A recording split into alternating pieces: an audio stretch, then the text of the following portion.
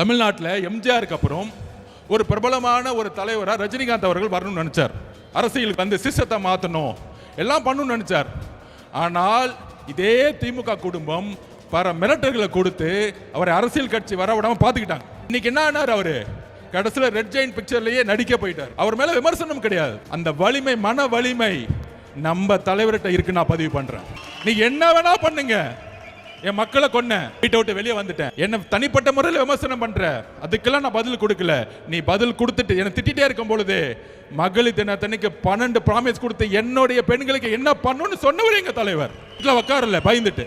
இது ஆதாரம் இல்லாத ஒரு கருத்து. அவர் எந்த அடிப்படையில் இவ்வாறு அதை சொல்லியிருக்கிறார் என்று தெரியவில்லை. ரஜினிகாந்த் அவர்கள் பதவி, அதிகாரம் போன்றவற்றில் பெரிய ஈடுபாடு உள்ளவர் அல்ல, ஆசை உள்ளவர் அல்ல. அவர் அந்த நிலையிலிருந்து முற்றிலும் விலகி நிற்பவர், முதிர்ச்சி அடைந்தவர் என்று நான் நம்புகிறேன்.